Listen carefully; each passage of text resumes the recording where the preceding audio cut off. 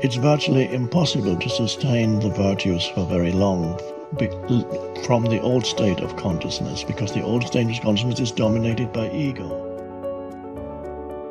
One of the greatest difficulties is handling this issue of ego and keeping it under control. So we need to reveal who we are, but we also need to master the art of who we are presented as our best, as it serves us and our children, as it serves us and our friends, as it serves us in our business.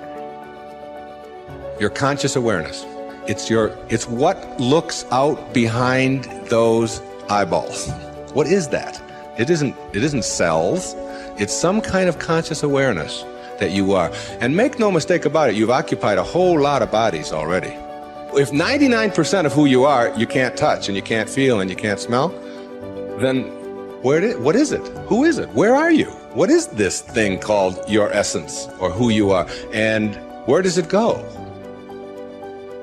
As scientists delve deeper into the nature of what causes things to be as they are, they find themselves immersed in an unseen world of infinite intelligence, acting in a lawful and purposeful manner. What we encounter in the physical world appears to be but a manifestation of invisible cause. The kingdom of heaven, which I translated, as you may remember, as the dimension of formlessness or the dimension of spaciousness, is within you. And there's only one thing that matters, and that is to find within you that dimension of consciousness and then live from that dimension of consciousness. But it is a constant and it never ends.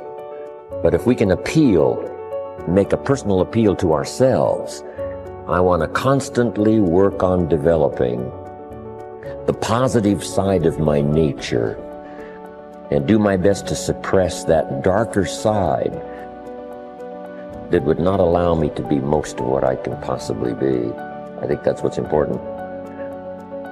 Of course, it is better that somebody should at least attempt to cultivate the various virtues.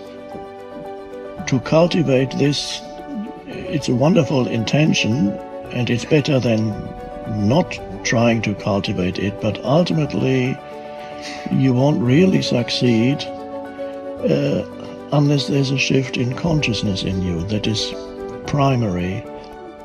Make sure what you do is the product of your own conclusion, not to do what someone else says.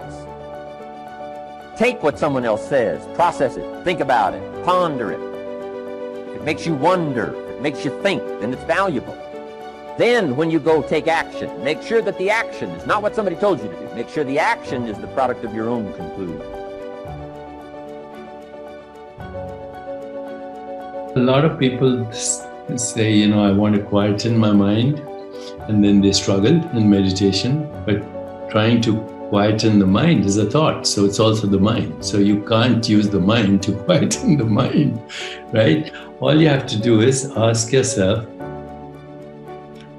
what am I aware of right now? And then favor the awareness instead of the experience, because the experience is a projection of the mind. Awareness is independent. Awareness is infinite possibilities. It's limitless. It's beyond imagination. It's infinite. It's the real you that recycles as body-mind. People talk about reincarnation, but reincarnation is happening every second. Every thought that you have is a reincarnated thought. Every perception that you have is actually a recycled perception. We just get bamboozled as soon as we're given a name. So, I was given a name, Deepak Chopra. Now, that is a symbol of who I am. It's not who I am. But, if you repeat somebody's name enough, you're David, you're David, you're David, then the poor kid is screwed because he thinks he's David, when in fact he's the infinite being with a name called David. So, you're not your name. Your name is a symbol of who you are.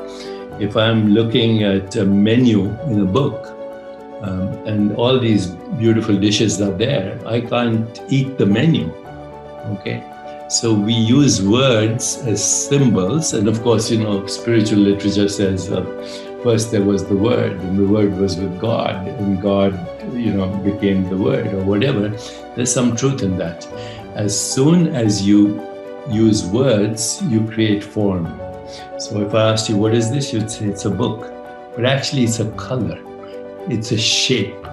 It's a form. If a baby was looking at this book, it would be squiggles, shapes, forms, and colors. No idea that this is a book and the baby is called David. No idea. It's a joyful experience because the baby would see this and everything else as itself and would fall, in fact, is in love with existence. All you have to look at is a baby. The only time it says is when it's hungry or it's wet. Otherwise, it's in bliss. And why is it in bliss? Because it hasn't been bamboozled by constructs. If people could understand the magnificence of who they are, that their fundamental state is bliss and joy and awareness and existence, which is timeless. See, the body is in time, the mind is in time, every thought is in time, every perception is in time, every image you have in your mind is in time, except you, the one that's awareness. So once you get to that, this is what is called the spiritual experience. It's also actually the original religious experience. Whether it's Jesus or Muhammad or Buddha, it doesn't matter. The religious experience is just three things. First, you know yourself beyond body and mind. Second, you have the emergence of Platonic truth, which is goodness, harmony, peace, empathy, compassion, love, kindness, joy. And the third religious experience, not religion, I'm not talking about religious dogma, religious experience, loss of the fear of death. If you have those three things, you know your true self, you have the emergence of what we call Platonic values, truth, goodness, beauty, harmony, love, compassion, joy, equanimity, and you lose the fear of death, what left? You're free.